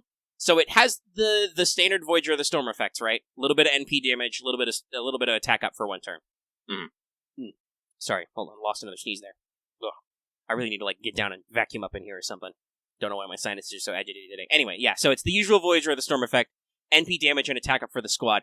But it also has an additional charisma level attack buff, so another 10 to 20%, if you're on a water or void field, for 3 turns. So, it gives you more consistent options if you're on a different field. So, pretty fun. Second skill is a 2k to 3k guts for 5 turns. And then it's a 20 to 30% battery, with an additional 30 to 50% battery if the guts is used. So, that's right. You pop a guts, which lasts for 5 turns, and you give yourself up to 30% battery. If you use that guts, that's another 50%. That's 80% battery if your guts gets used up. Obviously, that's tricky to use, but definitely helpful if you're in a long, drawn-out quest. I feel like the way Nemo is designed, spoilers for kind of the end of this, but he's definitely got, challenge quests or weird story bosses written all over him. Like, you will use him in weird niche situations when the story is being weird to you, basically, or events. Like, golly gee willikers, I expect a lot of battles in the Imaginary Space event involve water and or void. I bet some of these enemies are super large. Anyway, third skill is a pretty standard 10 to 20% team arts and drops stars, with the arts value being doubled if you're on a water or void field. So it's team-wide 3 turns, 10 to 20% arts. He gets another 10 to 20% if you're standing on a water or void field. So that's a 40% team arts buff for 3 turns. Passives are Writing A+, Divinity A, and a special arts crit buff, which also gives him 500 damage cut on water void. So basically, he's a pretty normal arts boss killer who becomes even more of a team player when on a water field, so well-suited to special maps. Like, Nemo's not necessarily a standout among riders, per se, but if you actually get to put him on a field he's useful on, he can get a lot of extra mileage, do a lot of combos with people, have a lot of fun, especially with, say, somebody like Odysseus, who is also an Arts Buster hybrid rider. Europa, I believe, also does Arts Buster hybrids, stuff like that. Like, he is a single target who plays well with others, which is always fun. Also, remember that Lambdarillas can make a field water. That's one of her skills, is to turn the field into water side for 3 turns. And if Nemo needs a buff, they will probably give him the ability.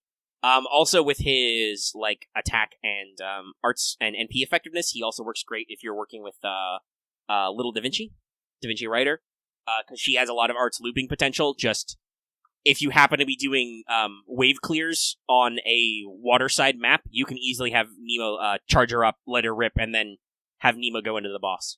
Got a lot of synergy potential, otherwise not very flashy. That said, still a great ad I like for permanents, another permanent single target arts. And like I said before, expect to start meeting Nemo in the story.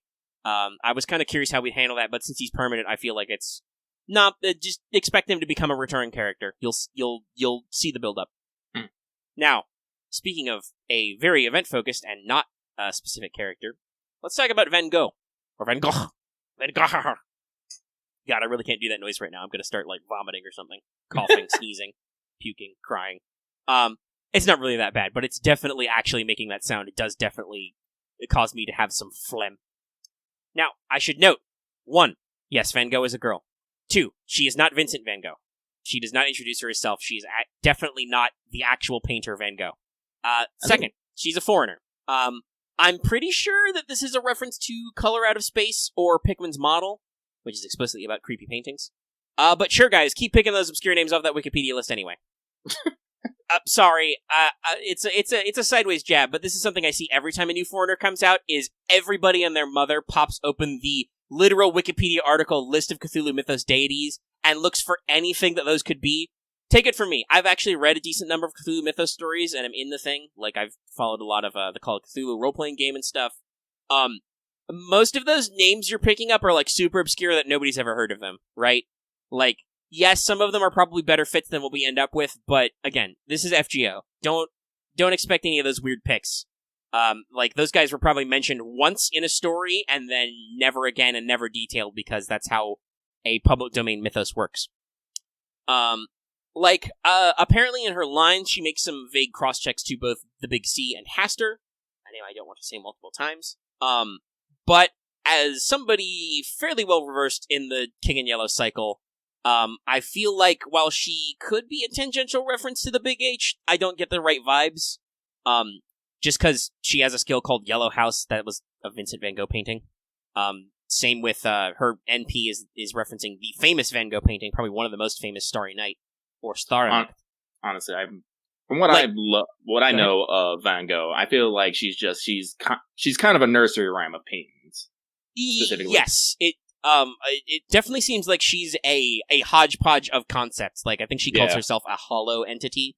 Like, Van Gogh as a character is not Vincent Van Gogh and doesn't really seem to be anybody. She explicitly compares herself to Fran, so, like, this is why I'm thinking, Color Out of Space or maybe Pickman's Model. Because Pickman's Model, if you don't know that story, it's one of Lovecraft's most famous stories, but it involves an artist called Pickman who draws a very realistic and creepifying artwork, and then at the end, the narrator finds out that they're not from his imagination, he based it off a real thing. So, like, yeah, maybe that could be the reference. She does also mention, like, voids of space.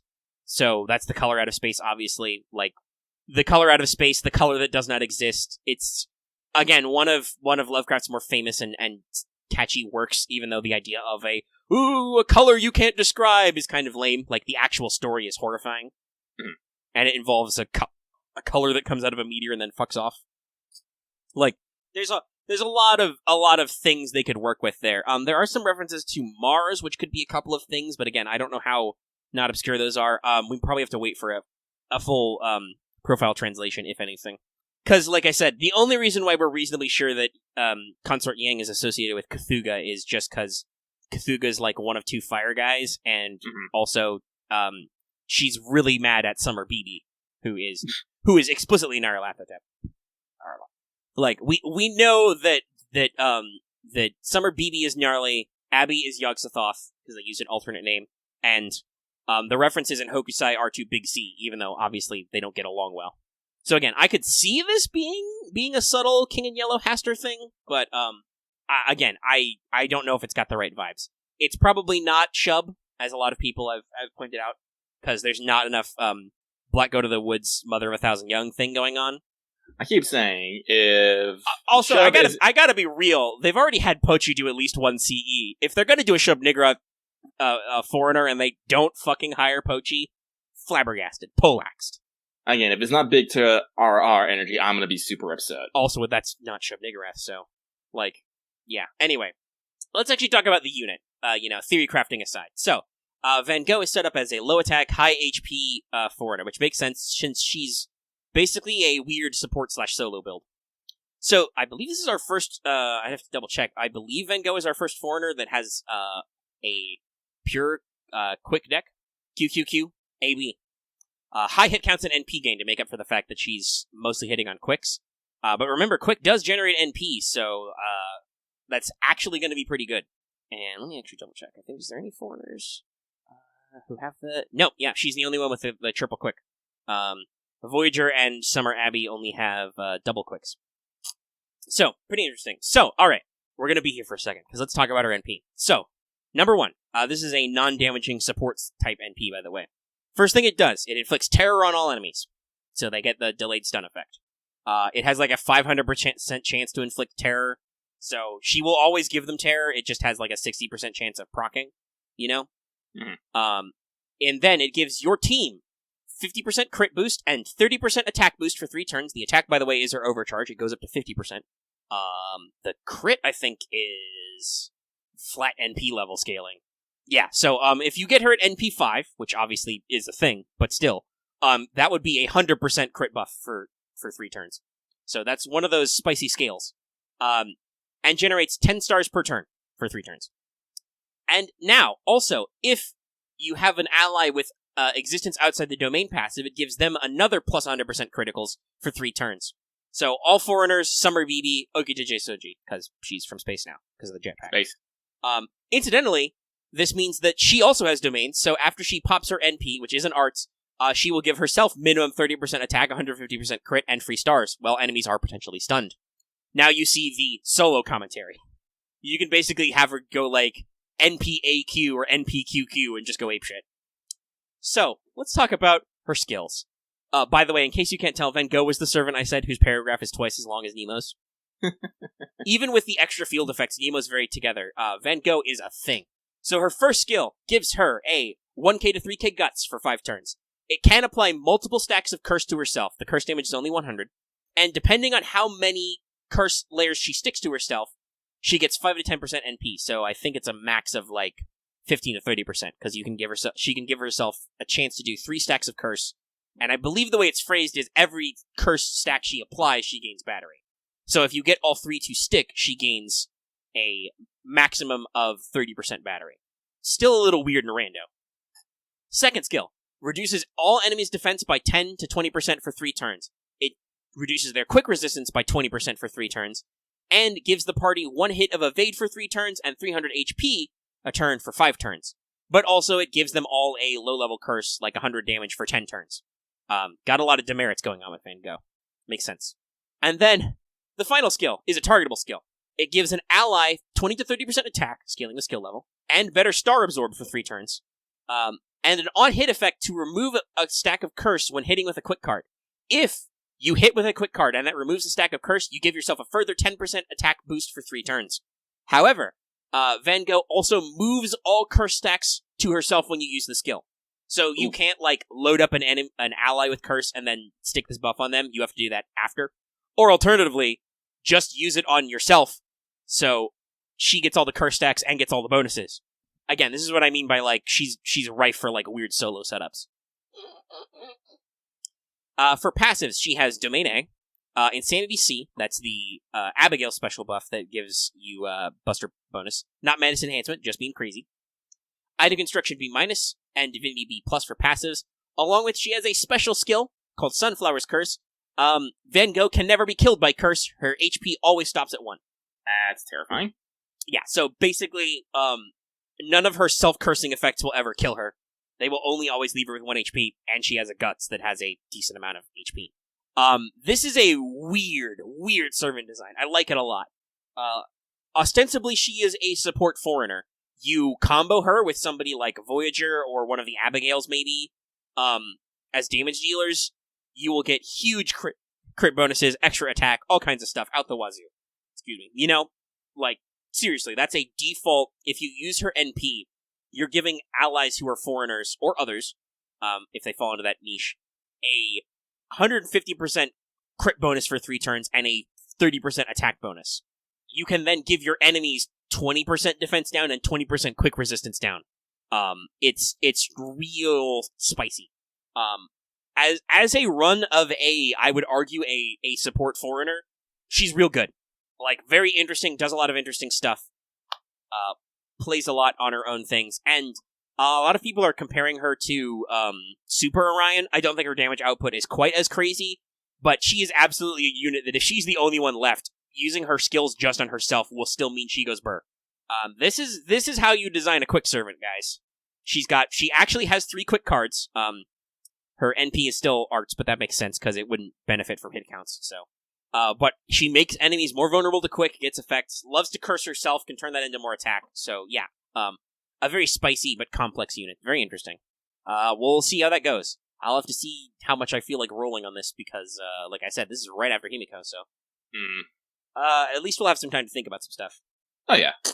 And who knows? Maybe in 2022, our schedule will be better paced out because we won't have COVID delays.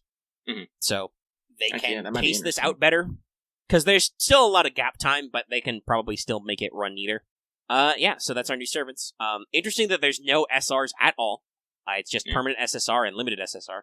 And there's not any there's no whatchamacallit. There's no non-new rank ups anyway either. It's just full-blown these 2 and CEs.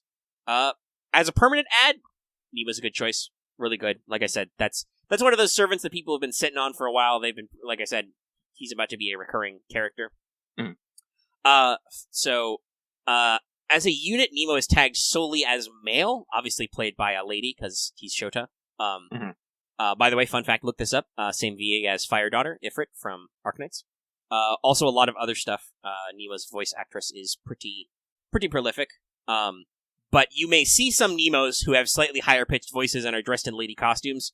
I don't know if those are actually the multi-Nemo mode is actually girls. I think it's just Nemo playing girl roles as cook and nurse. Because Nemo is tagged as male, not genderless or any confusion. Which could usually when there's ambiguity or actual hot swaps, they actually tag it appropriately so you can do weird stuff. Mm-hmm. Like with Dion.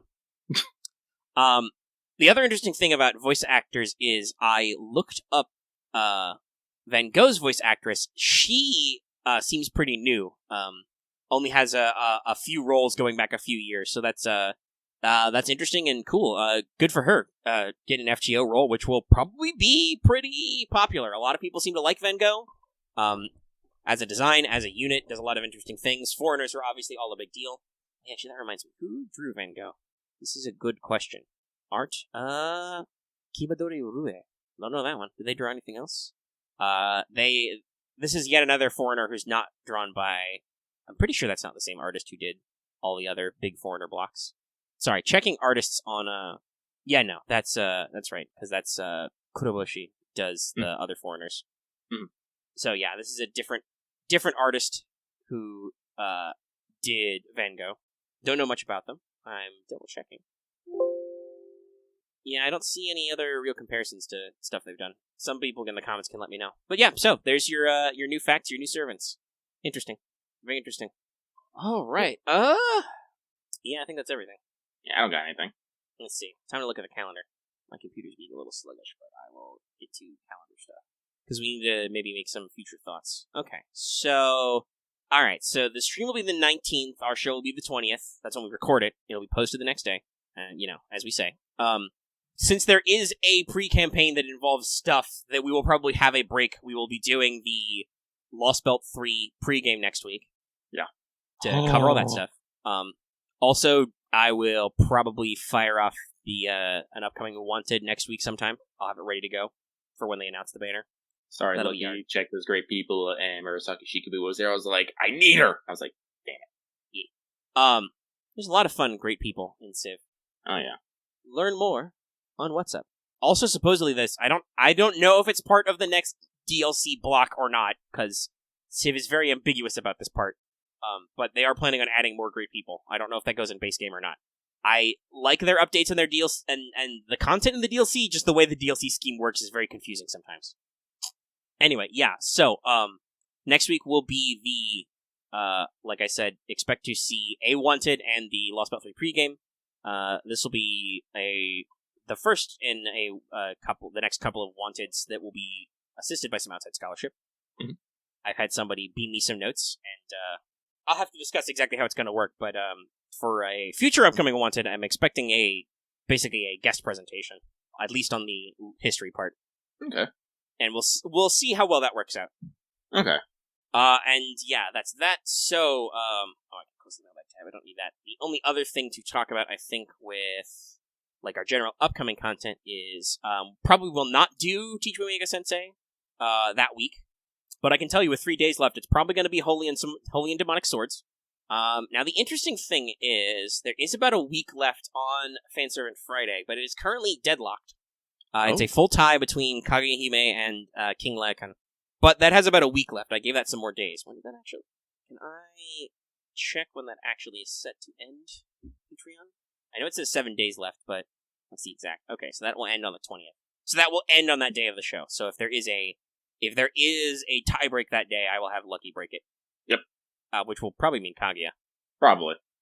Which could be on point. We're getting new foreigner lore, and that could be fun to discuss. But that will probably... I didn't necessarily want them to double up, but I think just the way that the shape of the month of November works out and the way our content's being released, you can probably look forward to both those efforts the last Friday or Saturday, depending on what day you actually listen, about that. So, yeah, okay. I think that's all our mainline content stuff. Let's see. We talked a little about the rerun. It's going on. Mm-hmm. Lucky streamed for a little bit. A little bit. So you can check that out. Check out future streams and stuff. Gosh, I gotta figure out what I'm gonna do. What I'm gonna do next week. Probably jump on a bandwagon and do PS5 stuff. Yeah.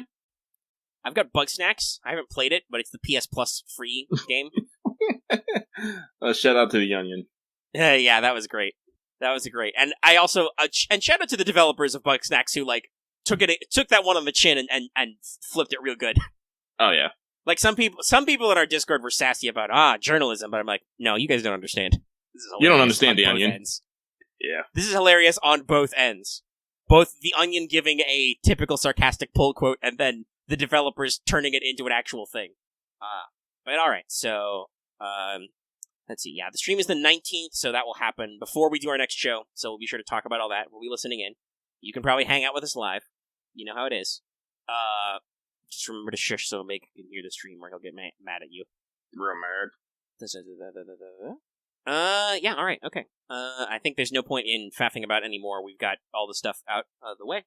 And like I said, I am still a little dry feeling and still a little loopy. I need to go edit the show and relax, and Lucky needs to give me a thumbnail.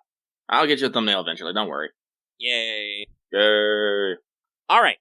then I think it's time to wrap up. Hey, be sure to tune in to What's Up Tomorrow, as I will be sure to talk about all the ways Gotcha is trying to kill us, and also talk about Civ 6, and some other stuff in there too, I'm sure. Mm-hmm. All our latest endeavors. Do keep an eye out for future news updates as they come, you never know. And also, like I said, Wanted, if you don't know what Wanted is, if you're that new, Wanted is a series where I talk about 5 stars who are limited or permanent, and sometimes 4 stars who are limited, and sometimes 3 stars who are limited, but those don't really do super well, so maybe not, I don't know. It's in flux. But, they're, basically, you know how I talked about all that stuff in condensed form in the new servant deets? Imagine a fuller video with even more lore and history and knowledge and stuff in it. Check it out if you haven't. If you're interested in the one for, like, Abby, that already happened. That was one of our most popular. You know, if you got a new servant and want to check out some stuff. And other servants as they come up. Did one on Eresh, that I think did okay. Check it out. Maybe I'll link it in the end card for this. Stick around, by the way. The end card always exists. That has fun links when we need to. Yeah, I think it's time to do the outro. So, once again, I reset my breath. Deep breaths, everybody. And, well, we're at the end. We're at the outro. Yay. Which means that I would like to remind you that if you're watching this video on YouTube and you liked it, be sure to give it a like. If you have any comments, leave in the comment section down below, or hit us up on our Discord. That link is, as always, in the video description and on our channel page. It's very fun for us.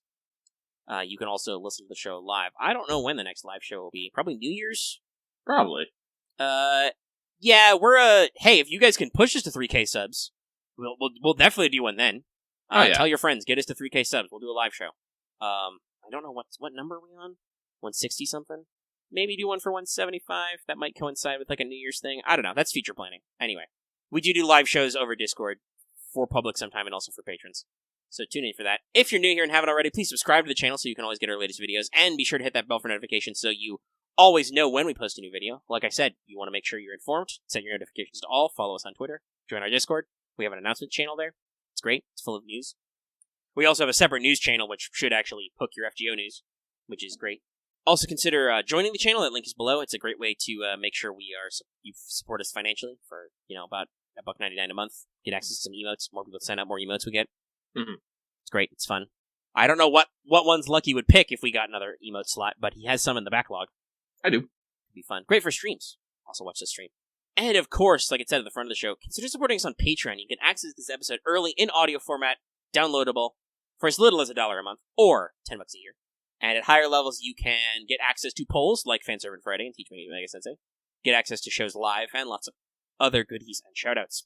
And that has been Let's Talk FGO for November the 13th of the year 2020, the year that would not end. But will actually end soon, because holy crap, it's November. Wild. It is wild. But with that, Civ Bomb. Civ Bomb! Would that be like a culture bomb or maybe a science bomb?